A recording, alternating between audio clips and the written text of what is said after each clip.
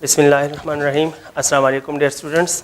I am Feroz Shah and we are going to discuss the physics MCQs of Sunday test of QCA 25th of October 2020. So let me start. पहला question है इस test में कि the mathematical form of adiabatic process is. देखें question number 1 is asking about the mathematical form of adiabatic process. तो simple सी बात है जनाब, adiabatic process, isobaric process, isochoric process और आइसोथर्मल प्रोसेस की सिंपल पहचान ये है कि जहाँ डेल्टा क्यू मिसिंग हो, अगर डेल्टा क्यू मिसिंग हो इट विल बी एडियाबेटिक, अगर डेल्टा यू मिसिंग हो, मैथमेटिकल फॉर्म में ये मिसिंग हो, इट विल बी आइसोथर्मल, और अगर delta W missing हो, so this implies that the process is isocoric. Otherwise, अगर सारे present हो, the process will be isobaric. First law of thermodynamics, delta Q is equal to delta U plus delta W. अगर इसके mathematical form में delta Q absent हो, the process will be adiabatic. अगर delta U missing हो तो isothermal, और अगर delta W missing हो तो isocoric, और अगर तीनों टर्म्स मौजूद हो तो आइसोबैरिक. अब मैथमेटिकल फॉर्म में देखें, पहला गलत है क्योंकि यहाँ डेल्टा क्यू है. सेकंड ऑप्शन ठीक है बिकॉज सेकंड ऑप्शन में डेल्टा क्यू नहीं है.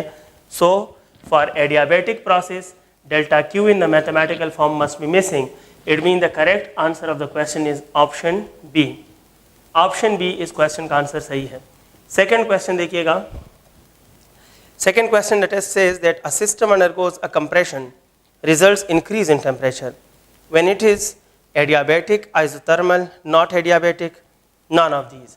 तो जनाब एक सिस्टम ले लेते हैं. फ़र्ज़ कीजिएगा ये सिस्टम, ये पिस्टन है इसका, thermodynamic system, ideal gas molecules, let us consider it's a system. अब इसको कॉन्ट्रैक्ट कर लेते हैं. अगर मैं कहूँ कि इस सिस्टम ने एक कॉन्ट्रैक्शन किया है तो हम सब जानते हैं कि because of the result of contraction system के अंदर हीट पैदा होगा, सिस्टम के अंदर हीट पैदा होगा. अगर आप चाहते हो कि हीट या इंटरनल एनर्जी या टेम्परेचर ऑफ सिस्टम बढ़ जाए तो इस हीट का बाहर जाना मना कर दें, क्योंकि कंट्रैक्शन से जो हीट पैदा होगा, अगर ये हीट बाहर चला गया, सिस्टम से बाहर चला गया, तो फिर तो सिस्टम के अंदर इंटरनल एनर्जी का चेंज या टेम्परेचर का चेंज पॉसिबल होगा या नहीं होगा. लेकिन अगर आप चाहते हो कि ये पॉसिबल रहे कि जैसे ही कॉन्ट्रैक्शन हो जाए inside heat, internal energy, temperature बढ़ जाए, तो इसके लिए इस हीट का यहाँ से जाना नहीं होना चाहिए, इसका जाना स्टॉप करना चाहिए. और हीट सिस्टम में आता नहीं या जाता नहीं. This type of process is adiabatic. The process is adiabatic. It mean कि अगर कंट्रैक्शन एडियाबेटिक होगा, अगर कंट्रैक्शन एडियाबेटिक होगा तो सिस्टम की इंटरनल एनर्जी मस्ट इंक्रीज होगी. लेकिन बाकी प्रोसेसेस में हीट सिस्टम से जाएगा तो हीट में या इंटरनल एनर्जी में इंक्रीज आ भी सकता है और नहीं भी आ सकता.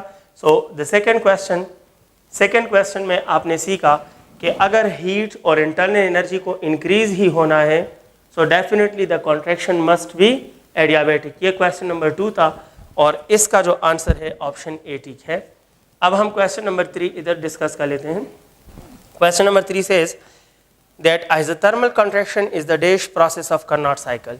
कार्नोट साइकिल में 4 प्रोसेसेस हैं.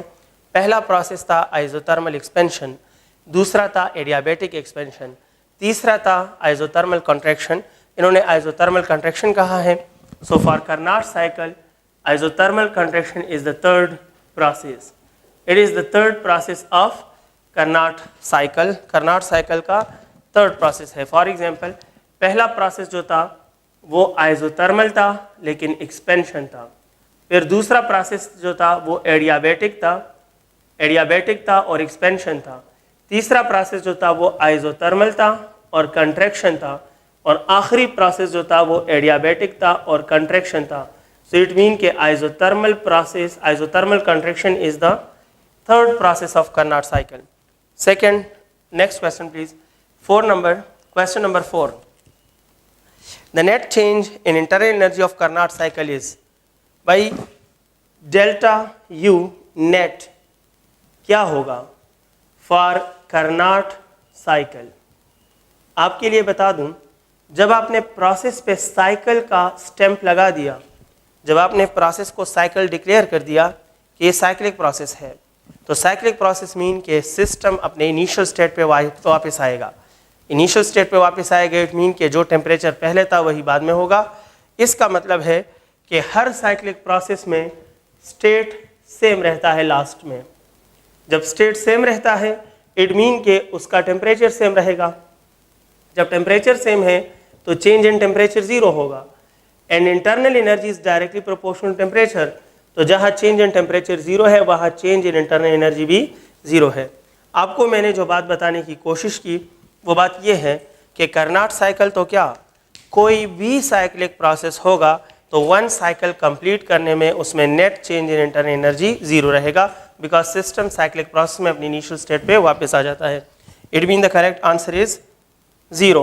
Option C is correct and the correct answer in this question is zero. Question number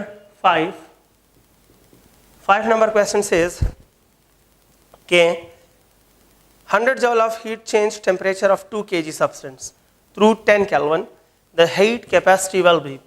question है कि भाई सिस्टम का मास अगर आपके पास हो 2 kg और उसको हीट आपने दिया हो 100 joules, ओके, और जो चेंज इन टेम्परेचर आया हो वो 10 केल्विन हो। आप ये बताइएगा, आप ये बताएं कि इसकी हीट कैपेसिटी क्या होगी। तो भाई हीट कैपेसिटी जानना है, बहुत से स्टूडेंट मास देखकर स्पेसिफिक हीट मालूम कर लेते हैं और ये फार्मूला पुट करते हैं कि delta Q in this case is equal to M delta T, but keep it in your mind heat capacity में क्वांटिटी ऑफ सिस्टम को इग्नोर किया जाता है। हीट कैपेसिटी में क्वांटिटी ऑफ सिस्टम को इग्नोर किया जाता है, यानी क्वांटिटी वेरिएबल क्वांटिटी है for heat capacity, but for specific heat mass को काउंट किया जाता है, जब वो फिक्स्ड क्वांटिटी होनी चाहिए, वेरिएबल नहीं। लिहाजा हीट कैपेसिटी के लिए ये इक्वेशन में मास यूज़ करना गलत है and you have to use the equation without mass. The correct answer of the question will be 100 divide by 10। The correct answer is 10 joule per kelvin. 10 joule per kelvin it is the correct answer. अब इसमें कौन सा option ठीक है? ज़्यादातर student mass put कर लेंगे तो उनका आंसर 5 आएगा, लेकिन यहाँ पर जो आंसर है वो 10 जॉल पर केल्विन है, 5 जॉल पर केल्विन नहीं है। ऑप्शन सी ठीक है। क्वेश्चन नंबर 5 का ऑप्शन सी सही है। मास पुट मत कीजिएगा। इसकी एग्जांपल ऐसे हैं कि अगर मैं आपसे कहूँ कि बॉडी ने डिस्प्लेसमेंट 10 मीटर कवर किया, उसका मास 5 किलोग्राम था, उस पर जो फोर्स लगा वो 10 था, बताएं कि एक्सेलरेशन क्या होगा। तो भाई अपना काम F is equal to M A से चला लीजिए। ये मत देखिए कि डिस्प्लेसमेंट हमें गिवन है तो एक्सेलरेशन के लिए यहाँ इसको कहाँ पुट करें। बाज़ औक़ात कुछ इन्फॉर्मेशन स्टेटमेंट में एक्स्ट्रा होते हैं, जस्ट फॉर कन्फ्यूजन से, just for completion the statement and nothing else. इसलिए मास को पुट नहीं कीजिएगा, because specific heat in specific heat mass is constant fixed, but in heat capacity mass is variable और मास को इग्नोर किया जाता है। Question number 6 of the test, that is PV has dimension of what? Sorry, question है the correct mathematical relation among CP and CV is। भाई CP and CV के दरमियान correct relation क्या होगा? आपने अपने कोर्स में 2 ही तो रिलेशन पढ़े हैं। एक रिलेशन है CP minus CV is equal to R। तो ऑप्शन में देखें, ऑप्शन इस इक्वेशन से नहीं मिलते जुलते। ऑप्शन में सब्ट्रैक्शन एडिशन के फॉर्म में कुछ है ही नहीं। 2 रिलेशन है, याद रखें। CP और CV के 2 रिलेशन है, in the form of multiplication and division भी है और in the form of addition and subtraction भी है। लेकिन ऑप्शंस को देखें, ऑप्शन में मल्टीप्लिकेशन और डिवीजन का फैक्टर है, एडिशन और सब्ट्रैक्शन का नहीं है। इट मीन कि we can not solve, we can not guess, we can not select option by using this relation among CP and CV। So what is the second relation? The second relation is CP by CV is equal to gamma. ये आपने पढ़ा था Laplace correction में, chapter 8 waves में। Laplace correction में first time आपने पढ़ा था that the ratio of specific heat at constant pressure and at constant volume is equal to R, which is equal to 1.42. So we can write it like this: CP is equal to R times of CV, but the value of R is 1.42. So find this option ये option इस question में ठीक होगा और ये relation सही होगा। हमारे पास आंसर होगा CP is equal to 1.42 times of CV। Option correct is B। Question number 6 में ऑप्शन B ठीक है। Question number 7, 50 joule of work performed during isothermal condition. Okay, the change in heat of the system will be, भाई सीधी सी बात है, delta Q is equal to delta U plus delta W। ये इस तरह के क्वेश्चन का जनरलाइज सोल्यूशन है। फिर प्रोसेस के मुताबिक इसमें कंडीशंस चेंज करो। इनके स्टेटमेंट्स के मुताबिक ये इक्वेशन अभी अप्लाई करो आइसोथर्मली, और आइसोथर्मल मीन देखो यहाँ लिखा है isothermal process mean delta U यही होना चाहिए। For the isothermal condition of the process delta U will be considered 0.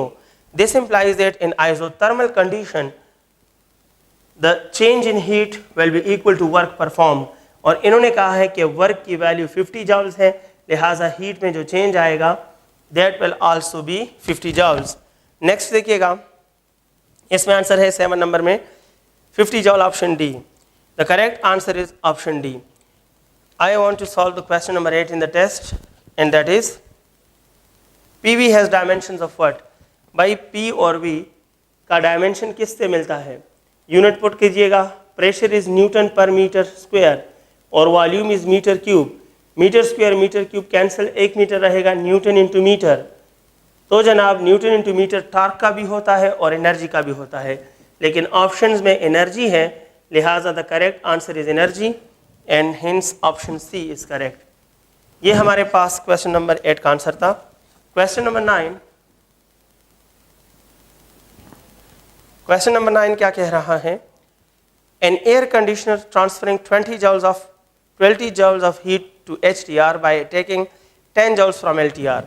मैं आगे नहीं जा रहा। HTR को जो हीट मिलता है that is denoted by Q1 और ये 20 जॉल मिल रहा है। LTR से जो हीट लिया जाता है, आपने थियरी में पढ़ा था कि that heat is denoted by Q2 और वो 10 जॉल्स हैं। आपसे कहा जा रहा है कि इसकी एफिशिएंसी बता दीजिए आप। तो भाई efficiency of the heat pump is वो होती है Q2 divide by Q1 minus Q2 multiply by 100। The correct answer of the question is efficiency is equal to Q2 की वैल्यू है 10 और ये 20 minus 10 multiply by 100। It mean efficiency is equal to 10 by 10 multiplied by 100. In this case, the efficiency of the heat pump will become 100%. अगर ये बात सही है कि heat pump 20 जॉल of heat HCR को दे रहा है और 10 जॉल ऑफ हीट LTR से ले रहा है, तो समझ जाना कि ये हीट पंप 100% एफिशिएंट है। और चूंकि second law of thermodynamics says कैसा हीट पंप बनाना नामुमकिन है, इट मीन कि कोई भी हीट पंप इसके डबल वाली जॉल ऑफ हीट HCR को ट्रांसफ़र नहीं कर सकता। एनी हाउ ये तो थियरी है, जो कंडीशंस दिए होंगे you have to solve it. It is like that. अक्सर स्टूडेंट कंफ्यूज हो जाते हैं कि सर 100% एफिशिएंसी तो इम्पॉसिबल है। तो जनाब ये क्वेश्चन बनाया गया है, ये क्वेश्चन बनाया गया है, ये पंप नहीं बनाया गया। ये पंप बनाना नामुमकिन है जो इस कंडीशन में काम करेगा। आसान बात यह है कि अगर फ़र्ज़ करो मैं आपसे कहूँ कि मैं यहाँ से अमेरिका तक 10 सेकंड में पहुँचा हूँ, बताओ मेरा स्पीड क्या था, तो आप अमेरिका तक डिस्टेंस डिवाइड बाय 10 सेकंड, तो आप कहोगे सर लेट अस सपोज आपकी स्पीड होगी 50,000 मीटर पर सेकंड। तो ये थ्योरेटिकल आंसर है, ये क्वेश्चन बन गया, लेकिन मैं हकीकत में अमेरिका में 10 सेकंड नहीं ना जा सकता हूँ ना गया हूँ। So that is practically impossible, but in theory we only want to apply the equation, the concern relation to solve the question. Practically ऐसा नहीं होता। नेक्स्ट है question number 10। Question number 10 says that in the given figure FA 0.5 times of FB, direction of motion of B will be।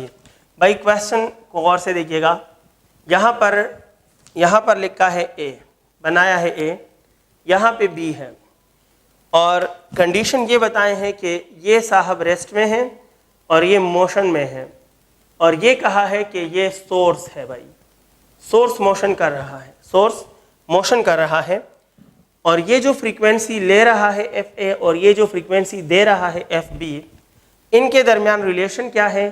FA is equal to 0.5 times of FB, which we can write like this, 0.5 can be replaced by half FB। इसका मतलब है कि जो F A है वो F B के half है, यानी लिसनर को जो फ्रीक्वेंसी मिल रही है वो कम है। बस यही कहना था, लिसनर को जो फ्रीक्वेंसी मिल रही है वो सोर्स की फ्रीक्वेंसी से हाफ है, कम है। अब ये बताइएगा कि अगर लिसनर कम फ्रीक्वेंसी से सुन रहा है तो सोर्स किस तरफ मूव करेगा, लिसनर की तरफ या लिसनर से अवे? मैं बात करूं, आप कहो सर इसमें एक ऑप्शन है लेफ्ट।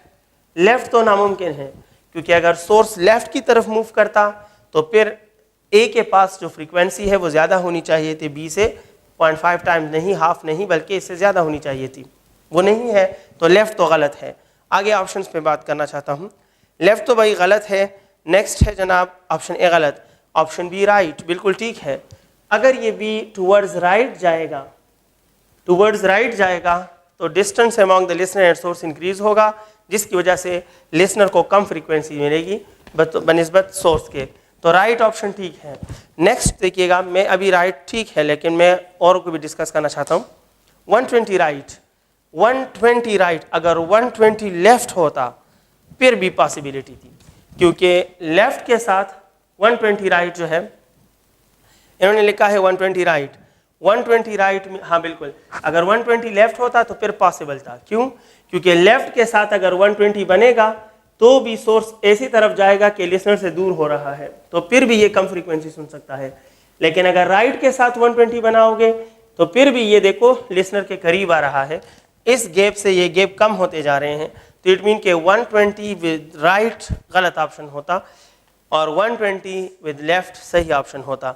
लेकिन चूंकि 120 विद राइट है तो ये भी गलत है, बिकॉज ये डिस्टेंस डिक्रीज करता है, फ्रीक्वेंसी इंक्रीज करता है। उम्मीद है आप बात समझ गए हैं। डॉपलर इफेक्ट से एक क्वेश्चन उठाया गया था और इसका सिंपल डिस्कशन मैं ऐसे कर लेता हूँ, क्योंकि काफ़ी बातें मैंने की, शायद आपको समझ नहीं आई। ऑप्शन बी ठीक है। क्वेश्चन नंबर 10 में देखिएगा जनाब, let us consider the blue marker is listener and the black marker is source. कहा गया है कि अगर ये इससे कम फ्रीक्वेंसी रिसीव करें तो इसका डायरेक्शन ऑफ मोशन क्या होगा? क्या लेफ्ट की तरफ हो सकता है? नहीं, ऐसे तो ज़्यादा फ्रीक्वेंसी सुनेगा। राइट नहीं है, अब सॉरी लेफ्ट नहीं है, राइट हो सकता है, क्योंकि राइट मीन ये दूर जाएगा तो इसकी फ्रीक्वेंसी कम होगी, ये सूटेबल है। मैं 120 राइट और 120 लेफ्ट की बात कर रहा हूँ। अगर 120 राइट ले लो तो राइट ये है, इसके साथ 120 मीन के this will move on this inclined, तो इस इंक्लाइंड पर मोशन करने से भी ये क्लोज आएगा, तो फ्रीक्वेंसी ज़्यादा होनी चाहिए। तो 120 राइट इसलिए गलत है। 120 लेफ्ट होता तो ठीक होता, क्योंकि लेफ्ट से 120 बनाओगे तो ये इस तरफ जाएगा और फिर भी ये इससे दूर होता है जाएगा। तो अगर ऑप्शन इस तरह होते, that will be the best options कि what are the possible directions of the source in this case when listener is receiving less frequency as compared to that of source. What are the possible direction of the source respect to the listener? Left impossible, right possible, and 120 left is possible but 120 right is impossible. I think समझ गए हैं। Next question देखिएगा, question number 11 question से एक transverse wave है, propagate कर रहा है 100 मीटर पर सेकेंड से, 5 हर्ट्ज उसकी फ्रीक्वेंसी है, टाइम पीरियड क्या होगा?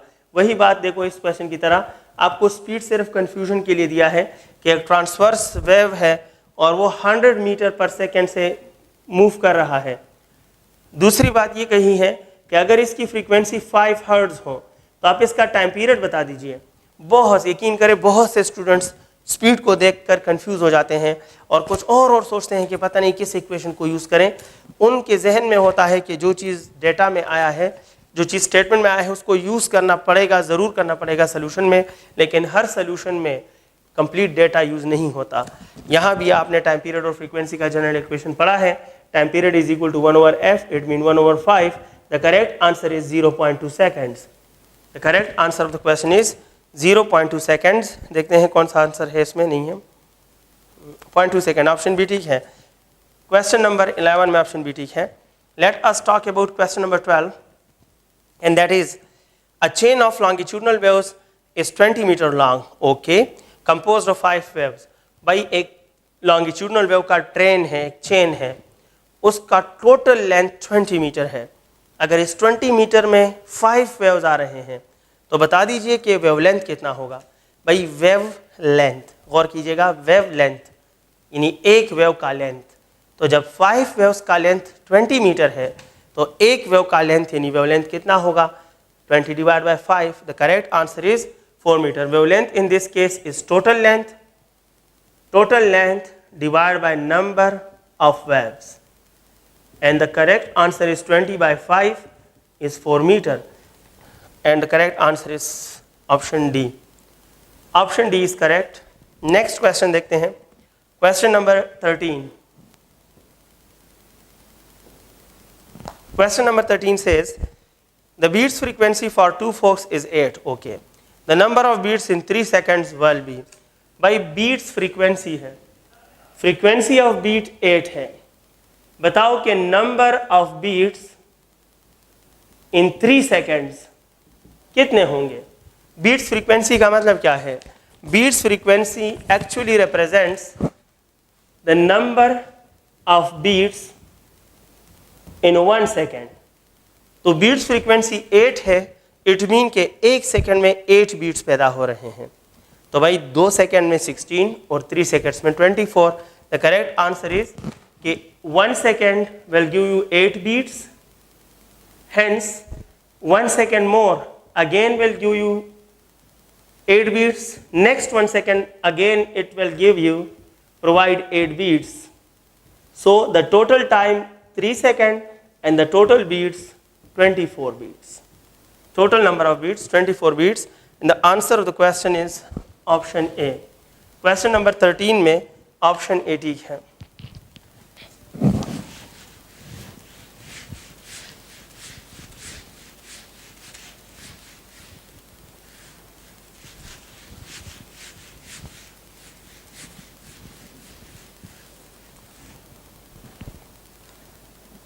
Question number 14. Question number 14 says that a source is moving towards a stationary observer with speed of sound. Apparent frequency will be. जब भी सोर्स या लिसनर जो है वो स्पीड ऑफ साउंड से मूव करता है तो डॉपलर्स इफेक्ट के मैथमेटिकल फॉर्म फेल हो जाते हैं, और प्रैक्टिकली ये इसलिए फेल हो जाते हैं क्योंकि प्रैक्टिकली ऐसा इम्पॉसिबल है, दैट्स व्हाई फेल हो जाते हैं. Anyhow none of these will be the answer. जहाँ भी आप देखो कि सोर्स स्पीड ऑफ साउंड से मूव कर रहा है तो समझ जाना कि डॉपलर्स इफेक्ट से हमें कोई रिजल्ट नहीं मिल रहा. None of these. अनडिफाइंड आएगा. कैसे वो गौर करिएगा. F dash is equal to V divide by V minus A into F. जो केस डॉपलर्स इफेक्ट का दिया है स्टेटमेंट में, ये उसका मैथमेटिकल फॉर्म है. F dash is equal to V divide by V minus V, because इन्होंने कहा है कि सोर्स स्पीड ऑफ साउंड से मूव कर रहा है एफ, तो F dash is equal to V minus V is 0, तो वी बाई 0. जब भी डिनोमिनेटर में 0 आ जाए तो रिजल्ट अनडिफाइंड होता है.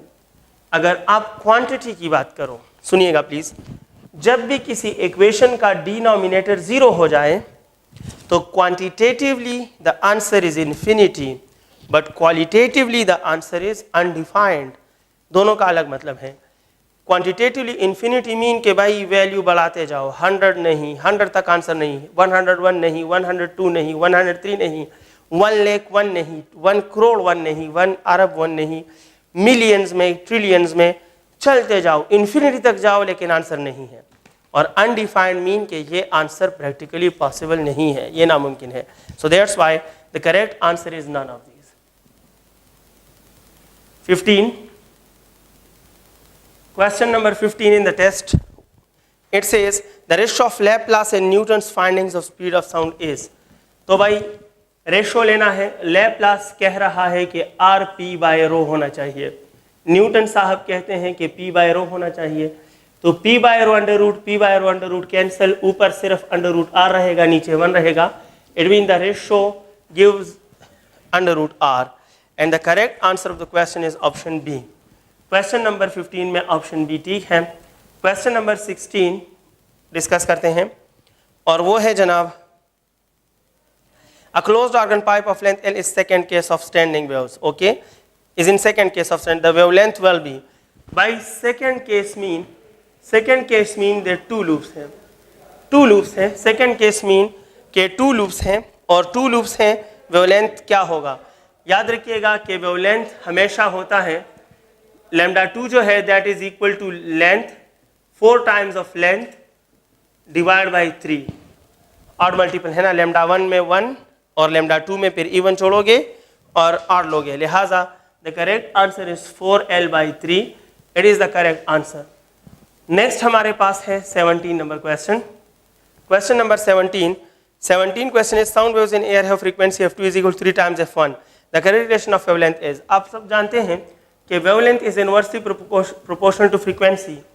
तो इसका मतलब है, इनवर्स रिलेशन का मतलब है कि अगर फ्रीक्वेंसी का जो भी रिलेशन होगा तो वेवलेंथ का रिलेशन उसके उल्टा होना चाहिए। यानी फ्रीक्वेंसी का रिलेशन है f1 is equal to f2 is equal to 3 times of f1, तो उल्टा रिलेशन मीन के जहाँ f2 है वहाँ लेमडा 1 होना चाहिए और जहाँ f1 है वहाँ लेमडा 2 होना चाहिए।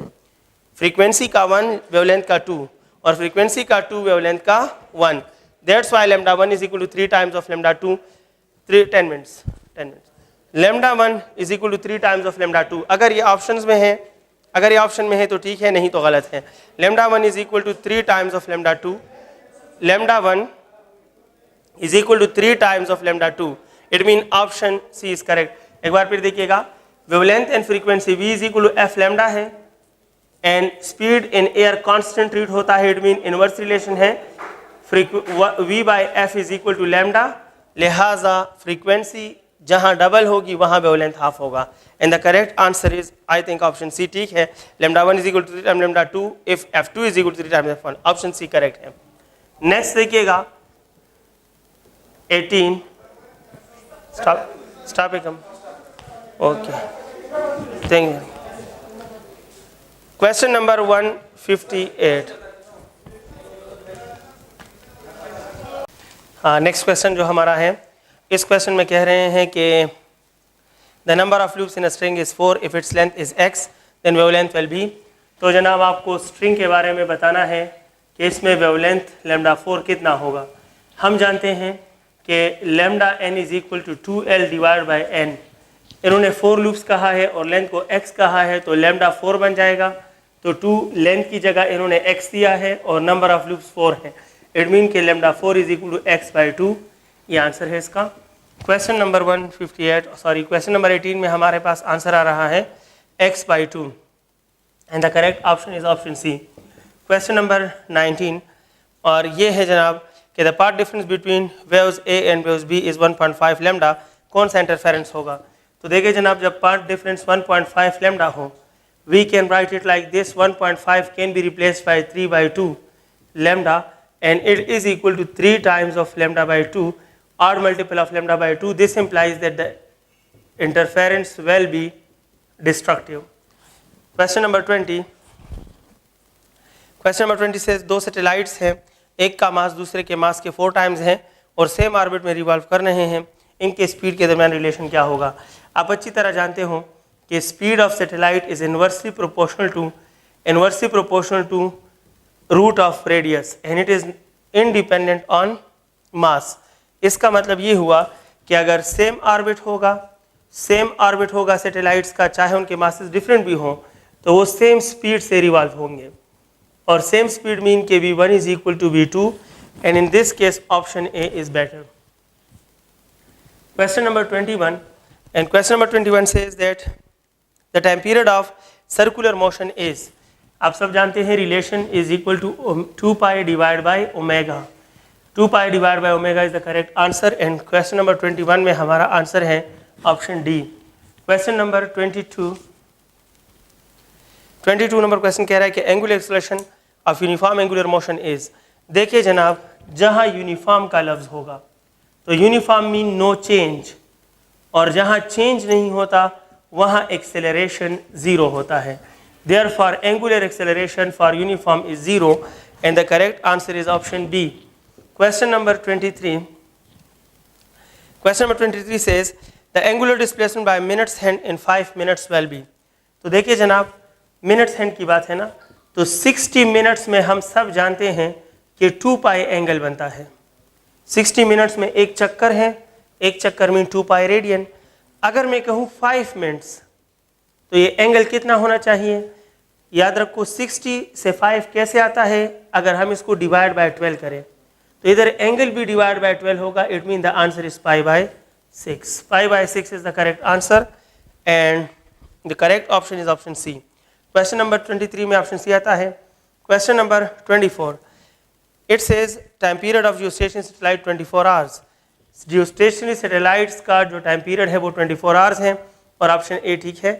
क्वेश्चन नंबर 25, वो क्या है? The mass of sphere is 5, इसका रेडियस 1 है, मोमेंट ऑफ इनर्शिया क्या होगा? Moment of inertia of sphere is 2/5 mr². 2/5 मास 5 है और ये 1 है, ये cancel, it mean the answer is 2 kg/m². And इसमें भी ऑप्शन ए ही ठीक है. Next question, question number 26. Question number 26 says that rate of change of momentum is 15 kg/s². बताओ कि वैल्यू ऑफ टार्क क्या होगी. अगर इन्होंने एंगुलर मोमेंटम दिया है, अगर इन्होंने एंगुलर मोमेंटम दिया है तो फिर इन्होंने कहा है कि rate of change of angular momentum 15 है. अगर स्टेटमेंट में एंगुलर मोमेंटम है तो फिर ऑप्शन ए ठीक है, और अगर ये सिर्फ मोमेंटम है फिर ऑप्शन डी ठीक है.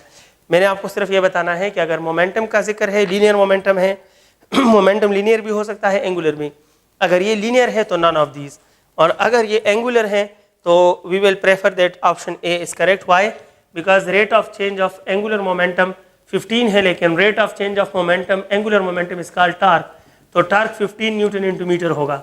बेशक मैं ऑप्शन ए लूँगा, लेकिन मैंने पहले बता दिया कि अगर एंगुलर मोमेंटम कंसिडर करें, अगर सिर्फ मोमेंटम आ जाए तो प्रेफर करें कि नॉन लें, क्योंकि सिर्फ लीनियर मोमेंटम को मोमेंटम कह सकते हो, एंगुलर मोमेंटम को या मोमेंट ऑफ मोमेंटम कहोगे या एंगुलर मोमेंटम कहोगे. सो आई विल प्रेफर कि टार्क तो 15 बनता है अगर एंगुलर हो, लेकिन इन्होंने यहाँ ऑनली मोमेंटम कहा है, और ऑनली मोमेंटम का मतलब ये है कि this answer is not of torque and the correct answer will be none of these, and hence the option will be option D in this case. Question number 27. Question number 27 says. Question number 27 says. 27 question में कह रहे हैं कि disc and hoop are released on inclined plane. Okay? कौन सा बाद में पहुंचेगा? तो भाई velocity of disc जो है वो 1.3 times of gh under root है inclined plane पर, और hoop की जो velocity है वो 1 times of gh है inclined plane पर. चूंकि ये लेस है, therefore hoop will reach later. Hoop will reach later, and hence the correct option is option B. Question number 28. Question number 28 is that sound waves of wavelength 5 meter and 6 meter produce 30 beats in 3 seconds. देखिए जनाब 30 beats हैं, ये 3 seconds में है, तो 10 beats होंगे, 10 beats होंगे 1 second में. इसका मतलब है कि beats की जो फ्रीक्वेंसी है वो 10 है. आपसे कह रहे हैं स्पीड ऑफ साउंड मालूम करें, जबकि लैम्डा 1 जो है वो 5 है और लैम्डा 2 जो है वो 6 है. इसको इस तरह सॉल्व कीजिएगा कि स्पीड होता है frequency of beats into wavelength of beats. इस इक्वेशन के लिए वेवलेंथ ऑफ बीट आपने मालूम करना है. हम इसको इक्वेशन 1 कह सकते हैं. हम जानते हैं कि frequency of beat is equal to f1 minus f2. We can replace it by this v divide by wavelength of beat is equal to v divide by wavelength 1 minus v divide by wavelength 2. v cancel. इसका मतलब है 1 over wavelength of beats is equal to lambda 1 lambda 2 minus lambda 1. आप values put करें, this implies आप calculation कीजिएगा तो lambda of beats आपके पास 30 आएगा. पुट इन 1 इक्वेशन में पुट कीजिएगा तो speed of sound frequency of beats wavelength of beats is 10 multiply by 30. The correct answer is 300 metre पर सेकेंड. ये आपके पास क्वेश्चन नंबर 28 का आंसर होगा, और इसमें आंसर ठीक है, ऑप्शन ए ठीक है. Next question.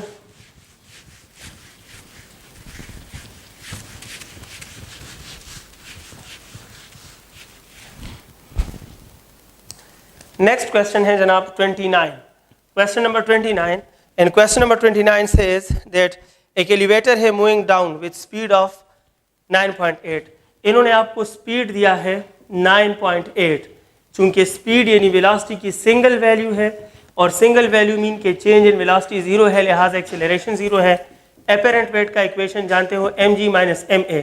जब a 0 तो ये टर्म 0, इट मीन के apparent weight is equal to mg, and the correct answer of this question will be equal to mg. Option A ठीक है. अगर ये एक्सेलरेशन होता फिर आंसर 0 होता, लेकिन चूंकि उन्होंने स्पीड दिया है और कांस्टेंट स्पीड के साथ एपरेंट वेट हमेशा रियल वेट के बराबर होता है। Question number 30 number question says that दो सैटेलाइट्स हैं, उनके मास में फ़र्क है, उनके ऑर्बिटल स्पीड्स का रेशो क्या होगा अगर उनका R1 R हो और R2 जो है वो 3R हो। तो आप जानते हैं कि the ratio of orbital speeds is under root reciprocal of ratio of radii. अब इनके मुताबिक R2 जो है वो 3R है और R1 जो है R है, आप रूट भी ले लें। The correct answer is under root 3:1 and hence option B is correct. Question number 31, एक बॉडी है, एक हाइट h से रिलीज की गई है equal to r, the velocity of the body when it strikes the surface of earth will be. आप अगर statement में कहा हो कि consider the variation of g with altitude, तो फिर ऑप्शन ए ठीक आता है, लेकिन उन्होंने चूंकि consider variation of g with altitude नहीं कहा, so I will consider g constant इन सारे मोशन में। जैसा कि हम लोग कहें कि कंसिडर एयर रेजिस्टेंस तो लेंगे, अगर कुछ नहीं कहें तो हम इग्नोर करेंगे। इसी तरह variation of g with altitude अगर कहें तो लेंगे, अगर नहीं कहा so we have to ignore it. It mean I will prefer that you solve it by a classical method, not that of relativistic changes. What I mean to say that ये कह रहे हैं कि velocity of the body when it strikes the ground is, आप जानते हैं 2as is equal to vf square minus vi square। 2 की जगह 2, a की जगह g, s की जगह r is equal to final velocity मालूम कर रहे हैं, drop mean ये 0 है, taking root on both hand side, hence the answer will be 2gr.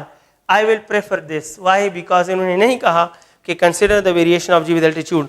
अगर वो कंसिडर करे तो ऑप्शन ए भी ठीक आता है, बाकी आपकी मर्जी है, लेकिन option B is the best one. Next question जो है question number 32 in the test, and that is question number 32 है कि ग्रेविटी परफॉर्म 0 वर्क। जाहिर बात है ग्रेविटी डाउनवर्ड है, तो अगर आप हॉरिजेंटली मूव करोगे तो एंगल 90 बनेगा, work done will be 0। It mean 32 में आंसर आता है horizontally, and horizontally mean option B is correct. Question number 33, what it mean, एक बॉडी है 2 किलोग्राम की, उसको एक हाइट 1 मीटर से गिराया गया है, बताओ कि kinetic energy touches the ground will be. तो जनाब kinetic energy is equal to half mv square, 1/2 mass 2 है, और आप जानते हो कि वेलोसिटी होती है under root velocity, final velocity is equal to under root 2gh। Downward motion में final velocity under root 2gh होती है, अंडर रूट, अगर ये स्क्वायर हो तो ये स्क्वायर रूट कैंसिल हो जाता है, तो vf की जगह हम 2gh इस्तेमाल कर सकते हैं। तो v स्क्वायर की जगह 2gh लिखें, 2 cancel, it mean 2 multiply by 9.8 multiply by 1, the answer is 19.6 इसका आंसर होगा। Kinetic energy 19.6 joules. 34, एक और भी बात है कि आप देखें बाकी यूनिट्स जो है वो जॉल में नहीं है, तो आप बिना सोल्यूशन के भी जज कर सकते हो 19.6 जॉल होगा, क्योंकि न्यूटन में एनर्जी नहीं होती। तीसरे ऑप्शन में kg है, वो भी गलत है, और 0 हो नहीं सकती काइनेटिक एनर्जी, लिहाजा पहला ही ठीक होगा।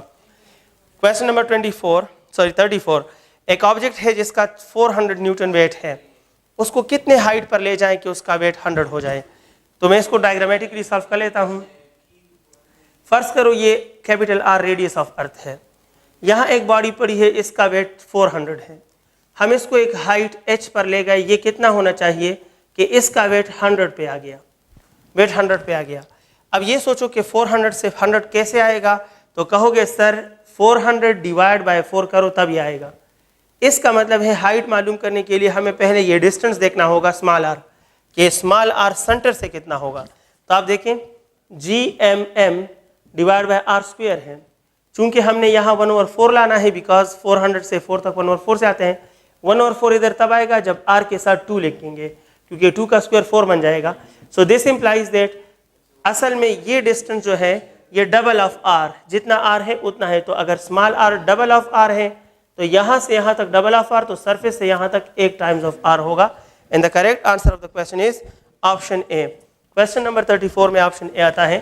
Question number 35, I want to discuss question number 35, and question number 35 जो है वो क्या है, इसमें है कि क्या पुट करें। क्वेश्चन नंबर 35, एक बॉल है 0.5 kg drop from a height of 78.4 metre, the time taken by the ball to hit the ground is. By height आपको दिया है 78.4 मीटर, और एक्सेलरेशन की जगह आप g लिख सकते हो, इनिशियल वेलोसिटी की जगह 0 लिख सकते हो। टाइम मालूम कीजिएगा तो s is equal to V I T plus half A T square से सॉल्व करें, ये वी आई 0 तो ये टर्म खत्म, s की जगह h लिख सकते हो, हाफ जी टी स्क्वेयर। अब 2 इधर ले आए, g इधर ले आए, आप t की वैल्यू मालूम करें, the answer will B 4 second for you. Question number 36, question number 36 says the horizontal and vertical acceleration of projectile motion is, projectile में horizontal component of acceleration 0 होता है and vertical component of acceleration g के बराबर यानी 9.8, hence option B is correct। Question number 37, एक projectile का range जमीन पर r है, मून पर कितना होगा? तो देखिए range is inversely proportional to g, तो मून पर अगर आप मून की बात करो तो 6 टाइम्स डिक्रीज आता है, 6 टाइम डिक्रीज आता है g में, लिहाजा इसमें 6 टाइम्स इंक्रीज आएगा। Inverse relation mean 6 time increase and hence the answer is 6 times of R E, option C is correct और ये करेक्ट होगा। नेक्स्ट हमारे पास जो है क्वेश्चन नंबर 38, क्वेश्चन नंबर 38 क्या है?